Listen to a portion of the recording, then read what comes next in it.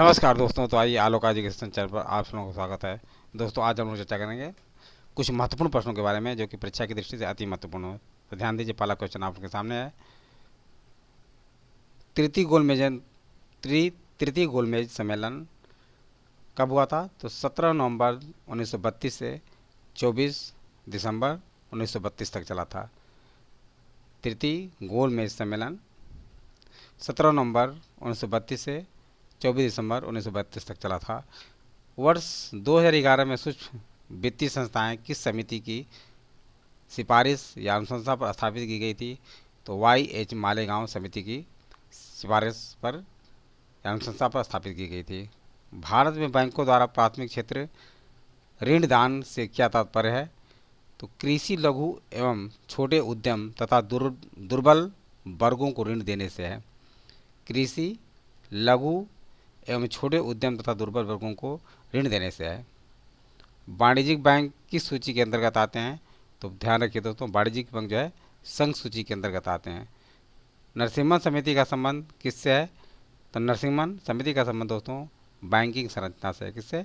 Banking संरचना से है। बैंकिंग संरचना में सुधारों से है।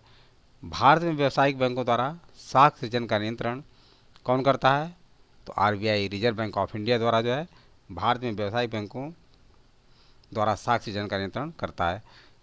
मूल रूप से निजी स्वामित्व वाला भारतीय रिजर्व बैंक भारत सरकार के पूर्ण स्वामित्व में कब आया?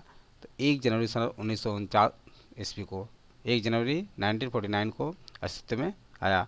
सिंपली क्लिक क्रेडिट कार्ड किस बैंक द्वारा शुरू की गई थी? तो भारतीय स्टेट बैंक के द्वारा जो है सिंपली क्लिक क्रेडिट कार्ड योजना शुरू की गई थी। भारत में प्रथम महिला बैंक की स्थापना कब और कहाँ की गई थी? तो 19 नवंबर 2013 को मुंबई में की गई थी। किसानों तक आसानी से पहुंच के लिए किस बैंक ने किसान क्लब स्थापित किए थे? तो भारतीय स्टेट बैंक दोस्तों जो है किसानों तक आसानी से पहुंच के लिए किसान क्लब की स्थापना की थी। भारत में पहला इस्लामी बैंक कहाँ स्थापित किया गया है? तो कोच्चि, केरल में। किस शिक्षा की कमी के कारण विकास की ऊंची दर के साथ शिक्षित बेरोजगारी बढ़ती है? तो व्यावसायिक शिक्षा की कमी के कारण दोस्तों विकास की ऊंची दर के साथ शिक्षित बेरोजगारी बढ़ती है। राष्ट्रीय सामाजिक सहायता कार्यक्रम का उद्देश्य गरीबों हेतु बीमा, वृद्धावस्था पेंशन एवं अनुसूचित जाति एवं जनजाति हेतु वित्तीय सहायता है। इसकी शुरुआत कब की गई थी? तो 1995 ईस्वी में इसकी शुरुआत की गई थी। भारत सरकार द्वारा ग्रामीण तथा नगरीय जनसंख्या के आधार संरचना के विकास हेतु किस वर्ष में न्यूनतम आवश्यकता कार्यक्रम का शुभारंभ किया गया था? तो 1975 ईस्वी में दोस्तों भारत सरकार द्वारा ग्रामीण तथा नगरीय जनसंख्या के आधार अधोसंरचना के विकास हेतु न्यूनतम आवश्यकता कार्यक्रम का शुभारंभ किया गया था। सामान्य प्रमुख स्तर, चालू साप्ताहिक स्तर एवं चालू दैनिक स्तर किसके मापन की प्रमुख विधि है? तो ये भारत में बेरोजगारी मापन की प्रमुख विधि है। भारत सरकार द्वारा बालिका शिशु के प्रति नकारात्मक सोच बदलने के लिए 2008 ईस्वी में किस योजना का प्रारंभ किया गया था? तो धन लक्ष्मी योजना का प्रारंभ किया गया था। विविधीकृत ब्याज योजना का प्रमुख उद्देश्य क्या है? तो कमजोर वर्ग के लिए रियायती ऋण प्रदान करना ही विविधीकृत ब्याज योजना का प्रमुख उद्देश्य है। किस वितरण प्रणाली का प्रमुख लक्ष्य गरीबों को खाद्य सुरक्षा उपलब्ध कराना है? तो सार्वजनिक वितरण प्रणाली का प्रमुख उद्देश्य गरीबों को खाद्य सुरक्षा उपलब्ध कराना है। श्रीमती इंदिरा गांधी जी के द्वारा किस पंचवर्षीय योजना में गरीबी उन्मूलन का नारा दिया गया था? तो छठी पंचवर्षीय योजना में दोस्तों जो है गरीबी उन्मूलन का नारा दिया गया था। बंधुआ मजदूर उन्मूलन अधिनियम 1976 में पारित किया गया था, किंतु यह अधिनियम कब से प्रभाव में मान लिया गया? तो 25 अक्टूबर 1975 में प्रभाव से मान लिया गया था। नेक्स्ट, भारत छोड़ो आंदोलन व अगस्त क्रांति 1942 में हुई थी। गांधी जी, इसी आंदोलन में गांधी जी के द्वारा जो है करो या मरो का नारा दिया गया था। फिनिक्स फार्म की स्थापना किसने किया था? तो फिनिक्स फार्म की स्थापना डरबन में दक्षिण अफ्रीका फिनिक्स फार्म की स्थापना महात्मा गांधी ने डरबन के दक्षिण अफ्रीका में 1904 में स्थापित किया था। टालस्टॉय फार्म की स्थापना भी महात्मा गांधी जी के द्वारा ही जोहान्सबर्ग के दक्षिण अफ्रीका में 1910 ईस्वी में स्थापित किया गया था। साबरमती आश्रम की स्थापना किसने की थी और कहाँ की थी? तो साबरमती आश्रम की स्थापना दोस्तों ध्यान रखिए महात्मा गांधी ने साबरमती नदी अहमदाबाद 1915 में की थी। सत्याग्रह आश्रम कहाँ पे है? तो सत्याग्रह ध्यान रखिए दोस्तों, ये कोचरब अहमदाबाद में है और इसकी स्थापना महात्मा गांधी ने 1915 ईस्वी में की थी।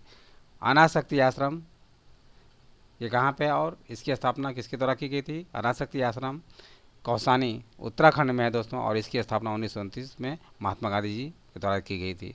सेवाग्राम आश्रम कहाँ पे है? तो सेवाग्राम आश्रम दोस्तों ध्यान रखिए वर्धा महाराष्ट्र में है और इसकी स्थापना 1936 में महात्मा गांधी के द्वारा किया गया था। 1885 ईस्वी में भारतीय राष्ट्रीय कांग्रेस की स्थापना की कहाँ की गई थी? तो मुंबई में की गई थी। कहाँ पे? मुंबई में की गई थी।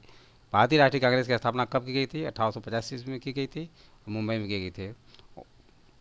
बंगाल विभाजन यानी 1905 ईस्वी में बंगाल विभाजन के फलस्वरूप आरंभ हुए स्वदेशी आंदोलन का भारत के विभिन्न क्षेत्रों में प्रसार हुआ था। यानी बंगाल विभाजन कब हुआ था? 1905 ईस्वी में हुआ था और स्वदेशी आंदोलन भी 1905 ईस्वी में ही हुआ था। 1906 ईस्वी में मुस्लिम लीग की स्थापना कहाँ पे की गई थी? तो 1906 ईस्वी में मुस्लिम लीग की स्थापना दोस्तों ध्यान रखिएगा ढाका में की गई थी। कहाँ पे? ढाका में की गई थी। 1919 ईस्वी में कौन सा एक्ट पारित किया गया था? तो इंडियन काउंसिल एक्ट को पारित किया गया था। 1912 ईस्वी में बंगाल विभाजन को क्या कर दिया गया था? रद्द कर दिया गया था।